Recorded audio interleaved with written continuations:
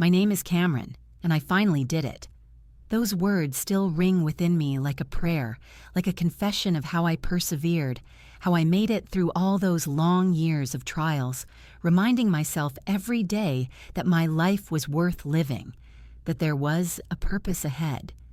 After living like a monk for almost 8 years, depriving myself of everything others called joy, I bought my own house.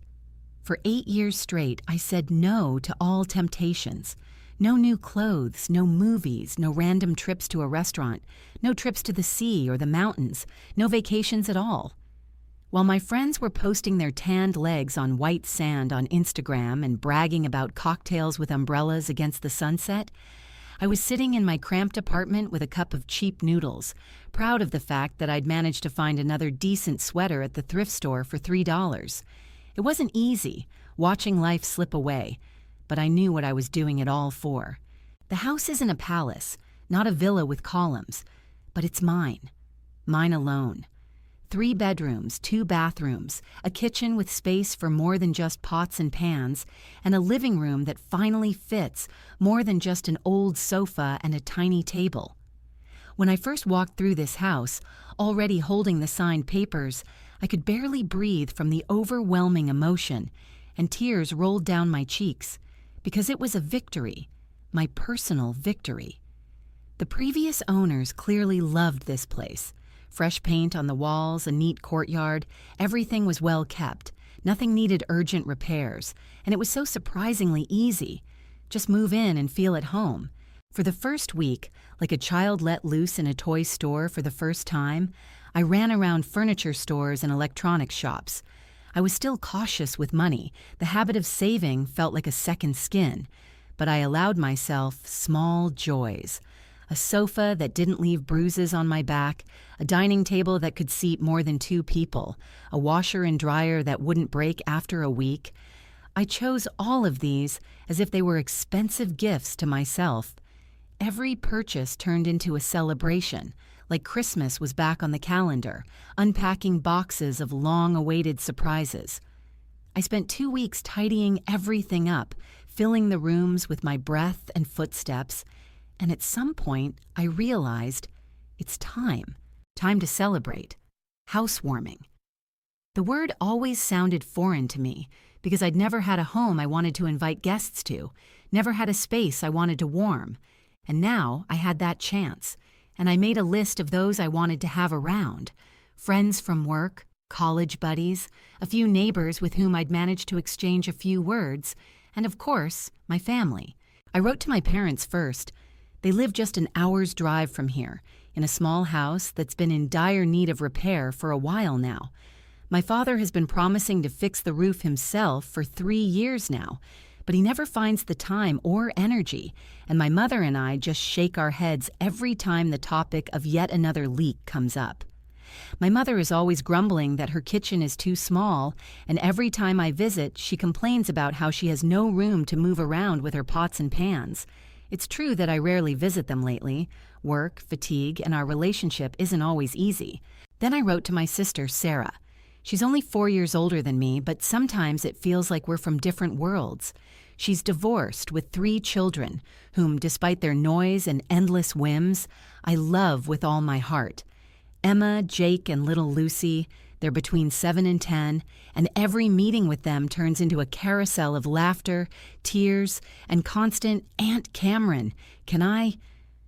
Sarah lives in a 2-bedroom apartment on the other side of town, and although her ex-husband pays generous child support, she only works part-time and almost always complains that she's tired, that the kids are wearing her out. My message was short and simple, but it meant the world to me. Hi everyone, I have great news. I bought a house. The housewarming party is in 2 weeks. Here's the address. I hope you can come. I can't wait to show you around. I hit send and held my breath, staring at the phone, expecting it to ring at that very moment. I expected my mom to call right away to ask 1,000 questions about the house, the neighborhood, the price, whether I'd have enough money. I expected Sarah to start asking about the bedrooms, whether it would be comfortable for the kids to come over, and whether there were any good schools nearby. I imagined my father inquiring about the garage and the yard, but Nothing. Radio silence. 20 minutes later, the phone rang, but it wasn't Mom or Sarah. My friend Jessica, barely hearing my voice, screamed, "Cameron, oh my God, you bought a house. Tell me everything now. How many bedrooms? Is there a pool? What's the neighborhood?" We laughed over each other, and for the first time that day, I felt heard. My coworker Mike replied an hour later, dryly but sincerely, "Congratulations. I knew your savings would pay off. I can't wait to see your house." And nothing from my family. Not a word, not a sign. I checked my screen over and over again, wondering if maybe I'd missed a call or if my messages had gotten lost somewhere. I made up excuses. Maybe the phones were dead, maybe they were busy, maybe... But deep down, I already felt like this silence was no accident. But the days passed, and nothing happened, and the longer this deafening silence dragged on, the heavier it became inside, because I couldn't shake the thought that perhaps my message had simply gotten lost in the flow of their activities, or perhaps even gone unread, though my heart whispered they'd read it and simply didn't think it necessary to respond. No questions, no excitement, not a single, "We're so happy for you." It was as if I'd never sent anything. I tried not to dwell on it because my celebration was coming up, my first real celebration in my new home, and I decided to put my whole heart into it. I spent days preparing the house for the party as if I were hosting the entire world, and every little detail mattered. I ordered food from my favorite Italian restaurant downtown, 3 huge trays of pasta, a fresh salad, enough crusty bread for 20 people, and a dessert that was a feast in itself. Tiramisu with dark cocoa and delicate cream. I bought drinks, hung decorations, cleared away unnecessary items so that every room would breathe light and warmth, and meticulously checked to make sure not a speck of dust remained. My friends called and texted, some offering to bring flowers, others asking what to bring with wine, still others wanting to know when it would be convenient to visit. And each message was like a breath of fresh air, because their concern made the family's silence seem less stifling. I even consoled myself with the thought that maybe they were planning some kind of surprise. Maybe they weren't writing on purpose so they could all come over later, hug me and see everything with their own eyes, because deep down I still clung to the hope that they couldn't just ignore my most important day. The night before the party, I barely slept a wink. I wandered from room to room, straightening pillows, wiping tables, laying out napkins, and every corner of my new home seemed like a treasure I had to show everyone.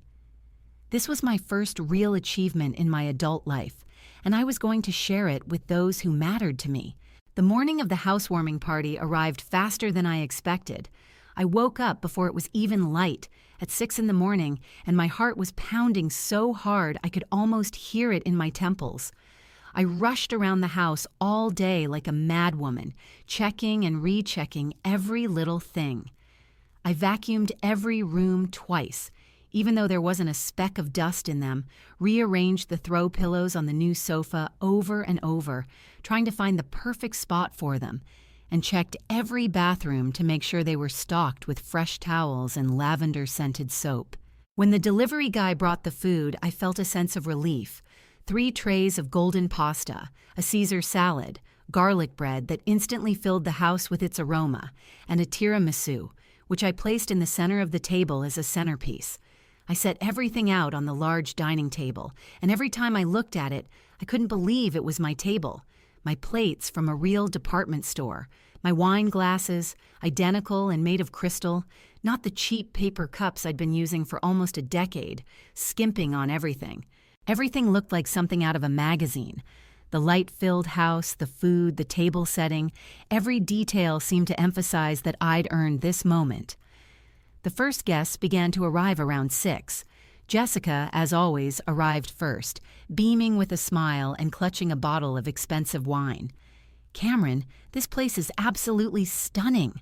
I can't believe you actually did this," she said, hugging me and immediately launching into a tour of the house, touching every surface as if checking if it was real. "Look at these floors, and these crown moldings. Girl, you really did this." Mike arrived right behind her with his girlfriend, a different Sarah, not my sister. They wandered around the house for a long time, examining every cabinet, every corner. "The light in the kitchen is incredible," Sarah enthused, opening and closing doors as if it weren't enough for her to just see them. She needed to touch them. "And the backyard! We could have barbecues there, Cameron. You have to do that this summer. Maybe you'll even get a pool someday." They were so sincere that I felt a warmth inside with each sentence, and I smiled as I talked about the mortgage, the house hunt, the neighbors, who seemed friendly so far. A little later, Tom, an old friend of mine from college, arrived with his wife and child. They brought a gift, carefully wrapped in silver paper, and Tom hugged me and said, "Cameron, I remember when you first started saving. You ate 99-cent frozen dinners every night to save up. Now look at you." His words pierced me, because I realized they saw what I'd been through. They knew the value of this house. An hour later, my house was filled with laughter, conversation, the clinking of glasses, and joyful voices. People complimented everything, from the hardwood floors I'd walked on alone so many times to the way I'd arranged the furniture. Each compliment fell softly and carefully into my heart, and I tried to soak up all the warmth, because that's why I opened the doors, to feel like my home had truly come to life. The living room buzzed with conversation, people arguing about the best paint colors for the walls, telling stories about their first mortgage payments, sharing funny stories with neighbors. Amidst all this noise, I felt my home fill with life, as if it had finally come alive, no longer just a space with furniture, but a real place to laugh, rejoice, and feel part of something.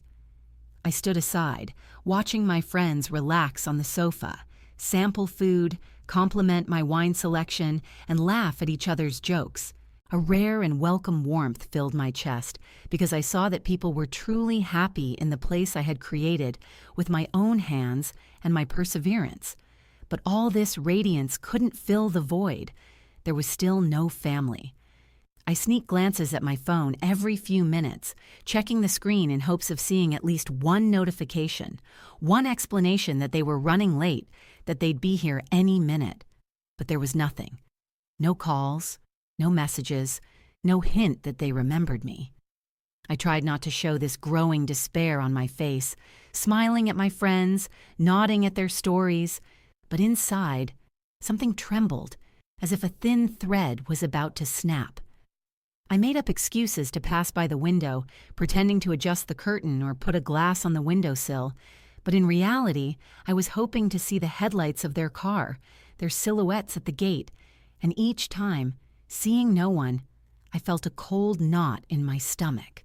Around 7:30, just when I was beginning to seriously think they wouldn't arrive and my entire wait would be in vain, a car door slammed outside. I froze, then rushed to the window and saw my parents walking up the path to the house, followed by Sarah and her 3 children, who, as usual, were jumping over rocks and trying to catch up with each other. My heart sank. With relief, with joy, with excitement, and without waiting for them to arrive, I rushed to the door, threw it open, and practically jumped with joy. "Mom, Dad, Sarah, you made it!" I was starting to worry. But something went wrong at that very second. All the energy that had filled me vanished. Mom barely glanced at me, nodded curtly, not bothering to smile, and said only my name in a cold voice, as if that was enough of a greeting. Dad stepped toward me and hugged me, but his arms were stiff, his movements tense, as if he were fulfilling a duty, checking off a to-do list, and immediately pulling away. Sarah, without looking me in the eye, led the children into the living room, muttering only, "Behave," as if I wasn't even standing there, expecting joy from her arrival. I tried to maintain a thin layer of enthusiasm on my face and said, "I'm so glad you're here. Come on, I'll show you everything." But Mom and Dad exchanged a quick glance that carried more meaning than any words, and Mom, without softening for a moment, said, "We'll see later." We stood there for a few seconds in that tense silence, and I felt my palms sweat with awkwardness. Meanwhile, Sarah sat the children down on the sofa and went upstairs, saying only, I'm going to have a look around." I watched her disappear down the stairs, while my parents remained in the living room, sitting on chairs in silence, barely engaging in conversation with my friends, and the silence around them was heavier than any reproach. 20 minutes later, Sarah came downstairs, walked straight up to Mom and Dad, and whispered something in their ears. And for the first time all evening, I saw their faces change, their lips curl into a smile, but they weren't smiling at me. Not at the house, not at my accomplishment. They were smiling at something Sarah had whispered, and their expressions were content, almost smug. I stood to the side, feeling a knot in my stomach, and at that moment Tom stood up with a glass of wine and said loudly, "I think it's time for a toast. Cameron, this is your moment." People gathered around, and even my grandmother, my father's mother, joined the circle. She was always reserved, but she was the first to raise her glass and say, "I'm so proud of Cameron." She worked harder than any of us to make this dream a reality. This house is proof that determination always pays off. The room erupted in applause and cheers. People clinked glasses and laughed, and Jessica continued, telling me how inspiring it was to watch me stick to my savings plan every day. Mike added that he'd never seen anyone with such a work ethic and that I deserved this success completely. I listened, feeling tears welling up in my eyes because everything I heard was genuine recognition, genuine support, and I wanted to hug them all, every single one of them who believed in me. And then, at that moment, when the room was filled with light and warmth, my mother cleared her throat and stood up. In an instant, the noise died down, all eyes turned to her, and I smiled, expecting to finally hear the words I'd been waiting for.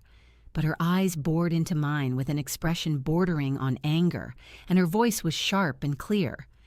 "Cameron has nothing to congratulate," she said, and the air seemed to drain from the room. "She's been irresponsible and selfish."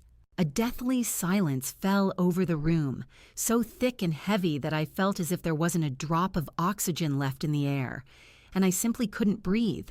I felt as if someone had punched me in the stomach, so hard and unexpected that I didn't even immediately realize what had happened. I stood in front of all these people, my friends, my neighbors, my relatives among them, and listened to my mother's voice, who, without the slightest hesitation, spoke aloud the words that made my heart clench.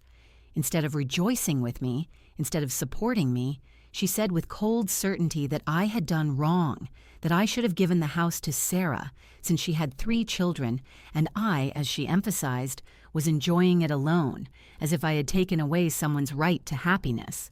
Her voice grew louder and sharper.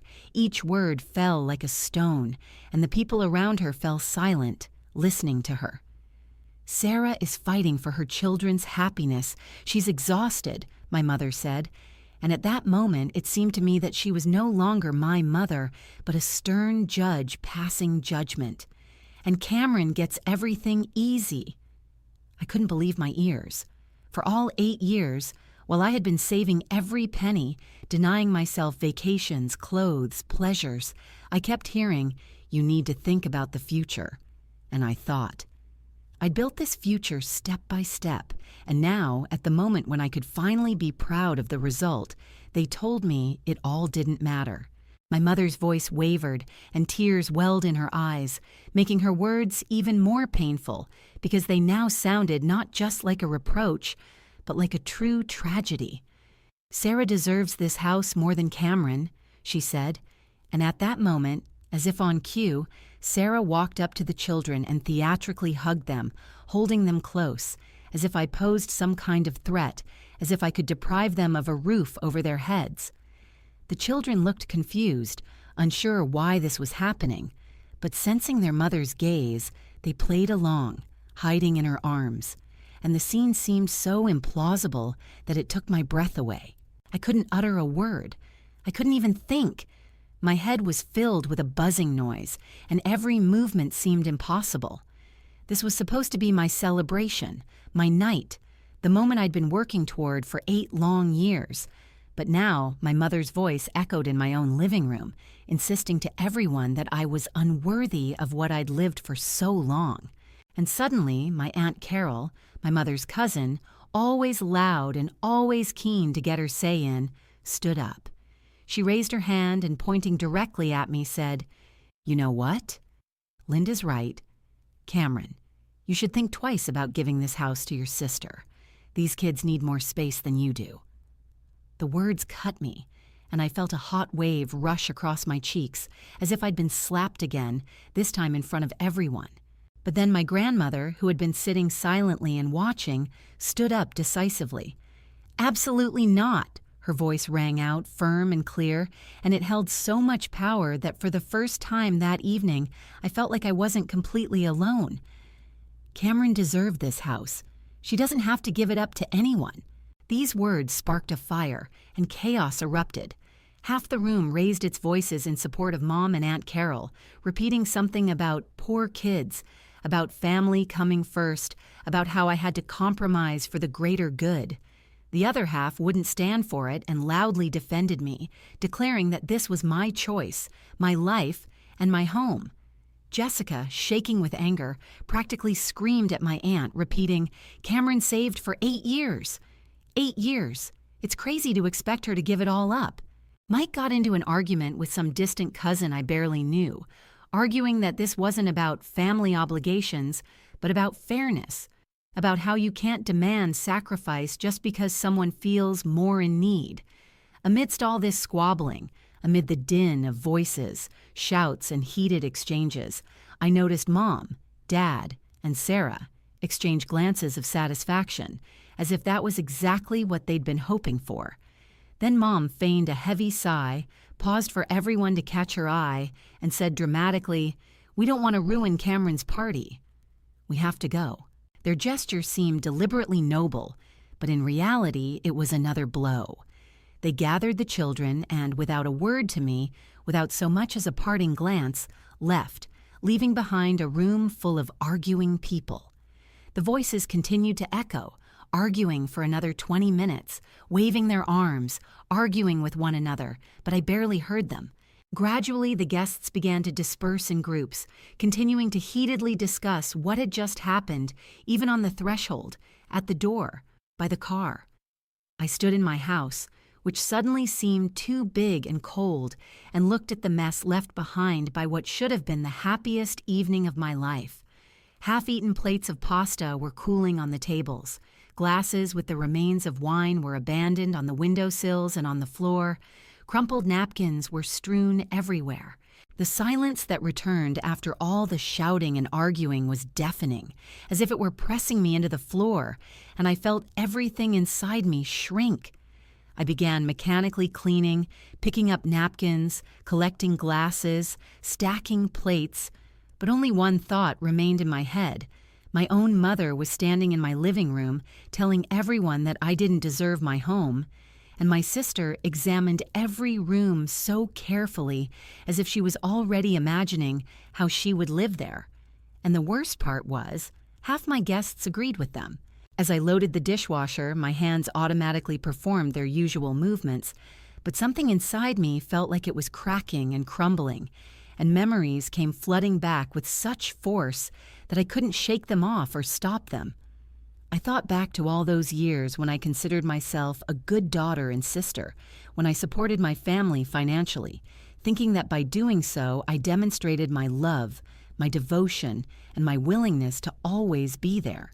3 years ago, when my mother called me late at night, sobbing and begging for help with the mortgage, I, without a second thought, transferred her $1,500 straight from my housing fund, the very same one I'd slowly saved, penny by penny, for this dream. When my father needed money for car repairs, I dug into my savings again and gave them $800. And when Sarah's divorce was underway and her lawyer needed a down payment, I gave them $5,000, ignoring the fact that I'd be living on frozen dinners and packaged soups for a week. I always helped. Whenever they asked, I found a way, even when I was struggling. Emergencies, repairs, medical bills, legal fees. I was their quiet, reliable lifeline. But as I closed the dishwasher and allowed myself to lean against the counter for a moment, a simple, bitter thought struck me. Did they ever celebrate my successes? Did they ever rejoice in my accomplishments? Were they truly proud of them, as I was proud of them, even in their small victories? This evening showed me the truth more clearly than any mirror. To them, I was not a person, not a daughter, not a sister. I was an ATM with a face and hands.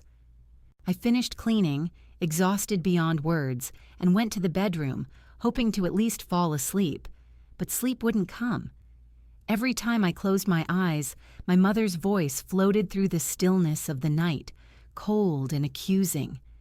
Cameron has nothing to congratulate. Those words seemed to be etched into my bones, etched into my skin, and impossible to shake. And when the phone rang at precisely 8 in the morning, I was still lying in bed, my head heavy, feeling broken. Without looking at the number, I grabbed the receiver, and my mother's voice, so clear, businesslike, and utterly devoid of warmth, struck my ears. No greeting, no apology for ruining my housewarming, not the slightest hint of regret. "Have you thought about what we discussed yesterday?" she asked, as if we were talking about buying a new carpet and not about my life. "When are you going to give the house to Sarah?" I froze, incredulous. "Mom, you ruined my housewarming party. You embarrassed me in front of all my friends, and now you're calling to demand that I give up my house?" The response was calm, almost icy. "Don't be dramatic, Cameron. We're talking about what's right. Sarah has 3 children who need their own space, and you're just one, living alone in this huge house. It's selfish." I felt my voice tremble with rage. Selfish? I worked for this house for 8 years. 8 years, Mom. I saved every penny while Sarah was collecting child support and working part-time. This is my home, my life. But Mom, as if she hadn't heard, said coldly, "You'll change your mind. You'll understand that family is more important than your selfish desires." And she hung up. I sat there staring at the phone, shaking with anger like electricity was coursing through my veins. No apology. No acknowledgement that she'd done wrong, only demands, only accusations, and all of it delivered in a voice that oozed self-righteousness. Several days passed, and the situation not only didn't subside, but got much worse. Jessica called me directly at work, her voice sharp, full of anger and anxiety. "Cameron, have you seen your mother's post on Facebook?" she asked. "What post?" I asked, my heart sinking. "You need to look at it right now. I can't believe she did that." With trembling fingers, I opened my phone and logged into Facebook. My feed hadn't even had time to refresh before I saw my mother's post. The first thing I was struck by was the photos. Photos of Sarah's apartment taken by dim lamplight showed cluttered rooms with things piled high and toys strewn everywhere, creating a sense of chaos and poverty. In every frame, her children looked tired, their eyes dull, as if life itself were squeezing the energy out of them. Then came photos of my house, taken at a housewarming party. Bright, airy rooms, tables with beautifully laid out food, guests with glasses of wine, and myself, raising a glass and smiling, as if the world had finally become a kinder place. And the caption I saw beneath this contrast made me cringe in pain. While some people selfishly celebrate in their large, empty houses, my daughter Sarah struggles to provide for her 3 beautiful children in cramped circumstances.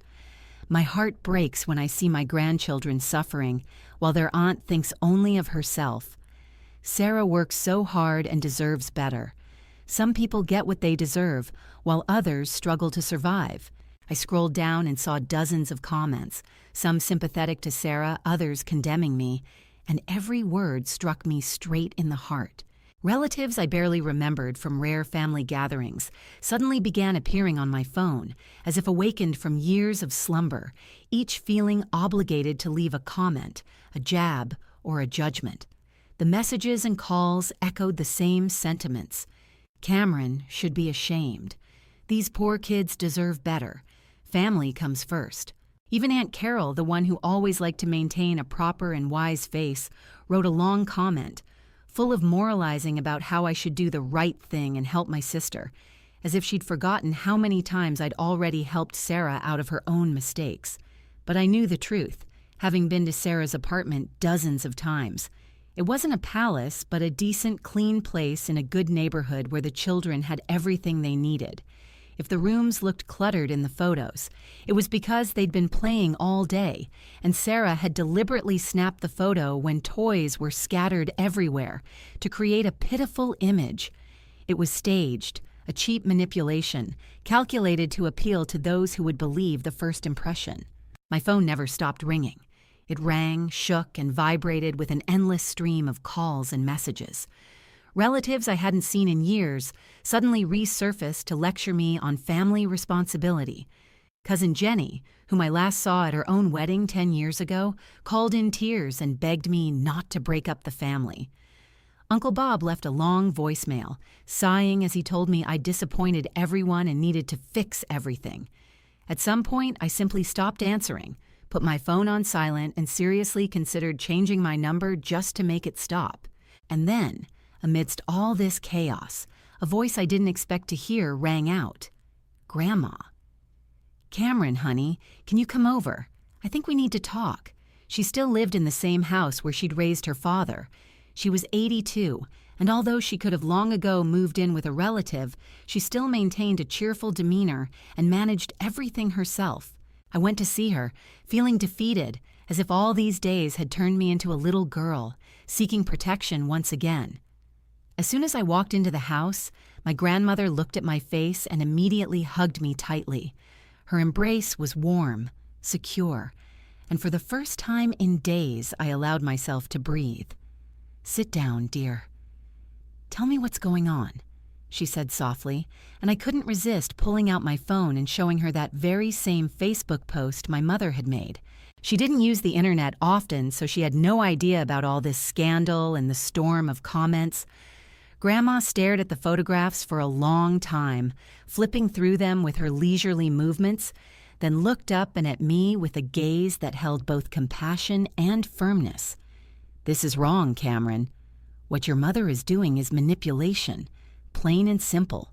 I felt my hands shaking and quietly said, Grandma, I think I'm going crazy. Half the family thinks I should just give up everything I've worked for. She sighed and, lowering her eyes slightly, added, Your parents asked me to talk to you. They thought I could convince you to give the house to Sarah. My heart sank so hard I almost cried right there in front of her. Even Grandma?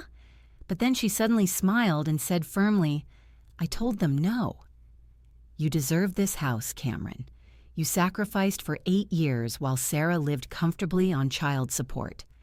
You don't owe anyone your home. I exhaled, but my mother's words about family coming first still echoed in my head.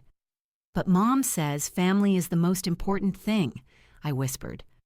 Grandma raised a finger and said, Families are supposed to support each other, not humiliate each other. What your mother did at the party and that post online, that's not family, that's bullying.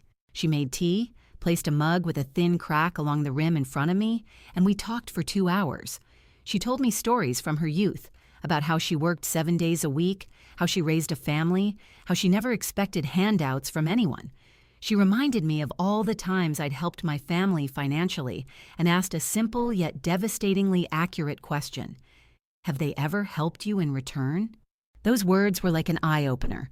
Grandma looked straight into mine and said, You're not selfish for keeping what you've earned, Cameron. You don't have to solve other people's problems. Sarah chose to have 3 children. Sarah chose to work part-time. Those were her decisions, not yours.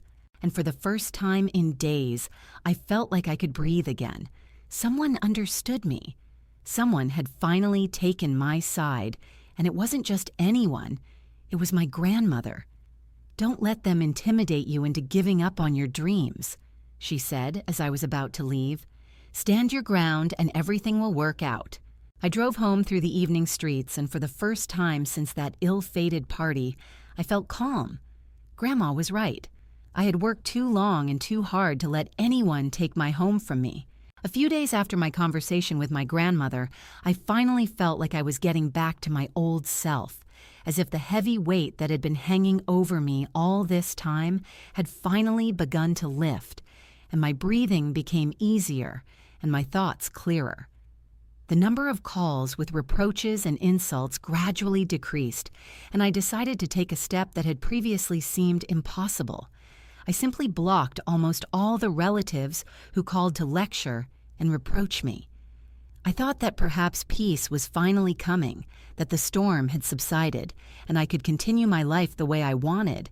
But just when I thought the worst was over, something happened that I least expected. On Saturday morning, there was a loud, insistent knock on the door. Sleepily, with a mug of coffee in hand, I approached the peephole and froze. Grandma was standing on the porch, and behind her were Mom, Dad, and Sarah. They all had such serious, tense expressions, as if they were about to hold some kind of official meeting, as if they had come together to pass judgment on me. My heart sank, and I felt a chill run through me. I reluctantly opened the door. "Grandma, what's going on?" I asked, trying to keep my voice firm even though I was shaking inside. "We need to have a serious talk, Cameron." "We're all in this together," Grandma said, her tone calm, but that only made me more anxious. I let them in, but my thoughts raced like birds in a cage. Why had Grandma brought them here? Had she changed her mind about supporting me? Was everything she'd said to me in that kitchen over a cup of tea really just empty words? We sat down at the dining room table, and my stomach clenched with worry. Mom and Dad looked smug, as if they knew they'd win. Sarah's eyes were openly sweeping around my house again, and that expression on her face, calculating, cold, as if she were trying out every room, was the same as the day I moved into my new home. I felt my heart pounding so loudly it seemed audible in the silence. Grandma cleared her throat, straightened up, and spoke. "I've been thinking about this situation all week and have made a serious decision." Mom immediately leaned forward, a greedy spark in her eyes. "Mom, we're so glad you finally realized it," she exclaimed impatiently. But Grandma didn't smile back. "I met with my lawyer yesterday," she continued, and the room grew so quiet you could hear the ticking of the wall clock. "I changed my will," Grandma said calmly. At that moment, Mom and Sarah perked up, and Dad smiled, as if he'd been waiting for this. I saw their faces light up with anticipation as they mentally divided up what they believed was rightfully theirs. They were certain Grandma would side with them and support their plan to take my house. "At first, I planned to leave everything to Robert," Grandma said, looking directly at my father, "so he could divide it fairly among his daughters." I saw Dad's eyes glint, and Mom's lips curled slightly, but Grandma continued.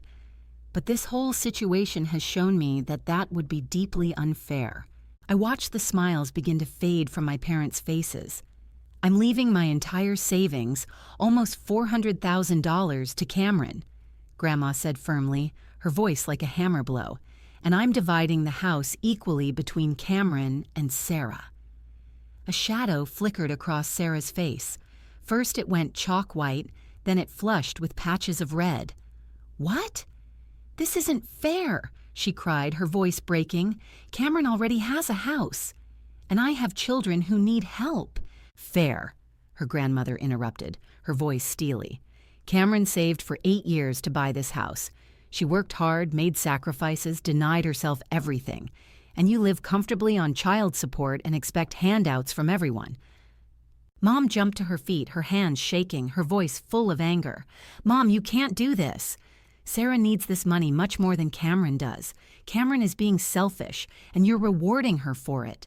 "I reward hard work and responsibility," her grandmother replied calmly, looking her straight in the eye, "for what Cameron learned, and Sarah, apparently, didn't." Dad, who had been silent until then, finally intervened. "Mom, this isn't right. We're a family. We should share everything equally." Grandma narrowed her eyes. "Did you split the cost equally when you paid for Sarah's wedding, but didn't even help Cameron celebrate her college graduation? Did you split the cost equally when you spent 2 weeks with Sarah, helping with her baby, but couldn't spare even a weekend to help Cameron move into her first apartment?" A deathly silence fell over the room. I saw my parents freeze, stunned that Grandma had noticed their obvious favoritism, which they had so carefully denied all these years. Sarah buried her face in her hands and began to cry, but I knew they weren't real tears. It was the same game as the photos in her apartment. "Grandma, please think of your great-grandchildren," she said breathlessly. "They need stability. They need space. Cameron is just one person." Grandma raised her hand sharply, cutting her off. "Cameron has earned her place. And if you truly cared about your children's stability, you would stop this pathetic attempt to steal your sister's house and focus on improving your own situation." My mother's face grew increasingly red with each passing minute. Her breathing became ragged, and finally she shouted that if Grandma did this, if she followed through with her threats, she would destroy the family forever, as if forgetting that it was she who had first erected that impenetrable wall between us.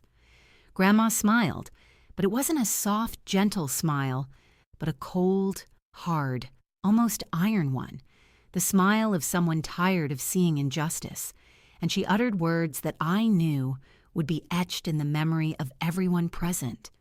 "This family was already torn apart the moment you publicly humiliated Cameron and demanded that she give up everything she had worked for so many years. Now my only goal is to make sure you don't cause her any further harm."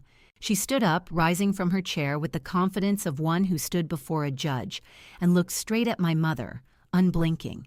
"And if you don't delete that post where you made your daughter look like a monster by tomorrow morning and issue a public apology, I will change my will again, but this time so that everything, every penny, every item, every piece of property goes to Cameron." The words rang out like a death sentence. I saw my father swallow in confusion, Sarah cringe, and my mother momentarily speechless. The silence hung heavy, and the only sound was the ticking of the clock on the wall. "You have until noon tomorrow to think and choose what's more important to you, pride or family," my grandmother added firmly. And then, with a strength surprising for someone her age, she pointed toward the front door. "Now get up and leave Cameron's house, and as you do, think carefully about how you want to proceed." Mom, Dad, and Sarah left without a word, their faces stunned and pale, as if the ground had slipped from under them. When the door slammed behind them, I ran to Grandma and hugged her tightly, tears streaming down my cheeks. "Thank you," I whispered through sobs. "I can't believe you did that." Grandma stroked my hair and said in a tired but firm voice, "I should have done this years ago, dear. I've seen them treat you like nothing my whole life, and I couldn't take it anymore." The next morning, when I checked my phone over a cup of coffee, I saw that Mom's post had disappeared, and a new one had appeared on her page. The words were dry, as if scraped through clenched teeth. "I want to apologize to my daughter Cameron for the inappropriate comments I made about her house purchase. I was wrong, and I'm proud of her accomplishments." The lines seemed foreign, forced, but to me they meant one thing: grandmother's condition had been met. For the next week, the phone didn't stop ringing. My parents and Sarah called, leaving dozens of messages, sometimes begging me to talk to Grandma and convince her to change her will, sometimes breaking down into shouting and accusations. I didn't answer. I listened to the first few seconds, then simply deleted them all, and each time I felt another weight lifted from my shoulders. 4 months have passed since then. I still live in my house, and I love it more and more with each day.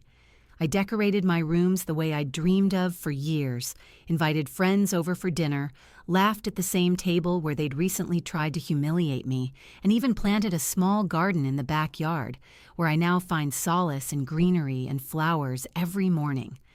My parents and Sarah gradually stopped making desperate attempts to reach out, though dry texts or voicemails still arrive from time to time, which I silently ignore. I realized that once I cut them out of my life, I could breathe easier. I felt happier and calmer than I had in years. Now my grandmother and I talk every week, and I've never been closer to her. She's become more than just a support system for me. She's a true anchor keeping me afloat, and I thank fate every day for her wisdom and strength. She was right. Everything worked out. I don't regret for a moment that I stood my ground. I worked for this house for 8 long years, counting every penny, denying myself many things, and no one had the right to take the fruits of my labor for someone else's convenience. For years, my family treated me like I was an ATM machine, not a daughter and sister. But now they know I won't let them take advantage of me anymore. Sometimes I wonder if we'll ever be able to reconcile. But honestly, I'm not sure I want that. They showed me who they really are, and I believed them. And maybe that's why, for the first time in years, I feel better without those who see me only for what I can give them, not for who I really am.